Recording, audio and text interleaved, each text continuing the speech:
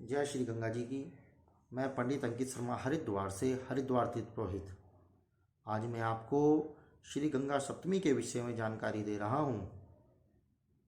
वैशाख मास के शुक्ल पक्ष के सप्तमी तिथि को श्री गंगा सप्तमी के नाम से जाना जाता है।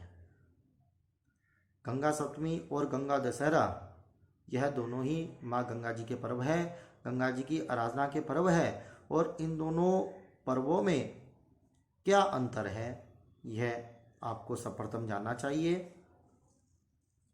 सर्वप्रथम गंगा सप्तमी के बारे में आपको बताते हैं। नारद पुराण के अनुसार एक बार गंगा जी तीव्र गति से बह रही थी।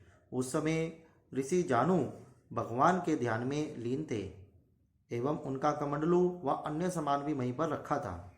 जिस समय गंगा जी ऋषि के पास से गुजरी तो वह उनके कमंडलू व अन्य सामान को भी अपने साथ बहकर ले गई।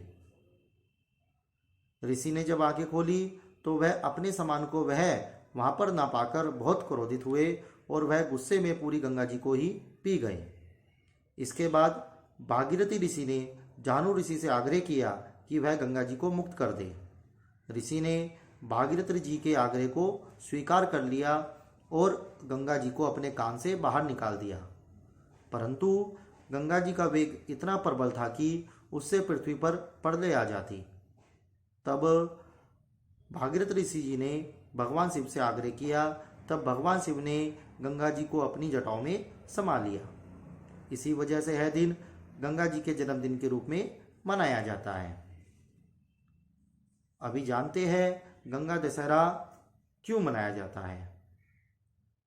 जब भगवान शिव के जटाओं से गंगा जी पृथ्वी पर आई, उस दिन को गंगा दशहरा के रूप में मनाया जाता है। इस दिन गंगा सप्तमी का पर्व दिनांक 8 मई दिन रविवार को पड़ रहा है। इस दिन रवि पुष्य योग है। इस दिन माँ गंगा जी की आराधना का विशेष पर्व है। आइए जानते हैं माँ गंगा जी की पूजा कैसे करें। सर्वप्रथम प्रातःकाल सूर्य उदय से पूर्व उठकर गंगा स्नान करें। अगर आप लोग गंगा जी के पास जाने में संभव नहीं है तो अपने घर पर ही रह के अपने बकेट में सर्वप्रथम गंगा जल डालें, फिर पानी डालकर गंगा स्नान करें। गंगा जी का पूजन किस प्रकार करें। आप माँ गंगा जी में स्नान करने के उपरांत दूध, दही, शहद, घी, शक्कर, बूरा से व पंचामृत से गंगा जी को स्नान कराएं, गंगा जी का अभिषेक करें। उसके बाद गंगा जी को वस्त्र चढ़ाए, सफ़ेद वस्त्र चढ़ाए, साड़ी चढ़ाए, श्रृंगार चढ़ाए व कुमकुम इत्यादि का तिलक लगाए। सफ़ेद मिठाई माँ गंगा जी को भोग लगाए व गंगा जी की आरती करें। आप अपने घर पर ही है और अगर आपके घर में गंगा जी की प्रतिमा है या गंगा जी की फोटो है तो आप गंगा जी का अपने घर पर ही पूजन कर सकते हैं।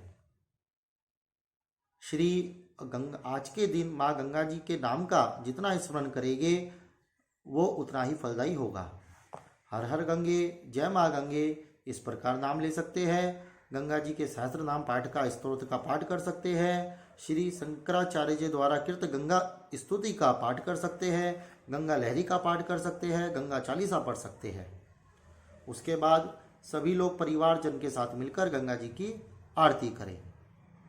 यह दिन माँ गंगा जी को समर्पित है, तो आप जितनी भक्ति से भाव से गंगा जी की सेवा करेंगे, पूजा करेंगे, आपको उतना ही फल प्राप्त होगा।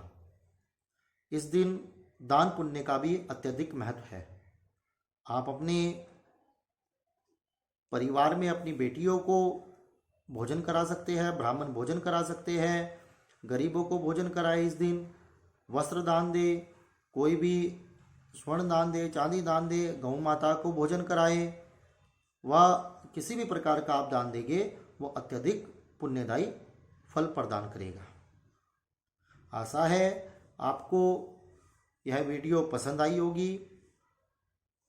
माँ गंगा जी का आशीर्वाद आप पर सदा सदा बना रहे, इसी आशा के साथ माँ गंगा जी को ध्यान करते हुए, गंगा जी की वंदना करते हुए आपको सादर नमस्कार।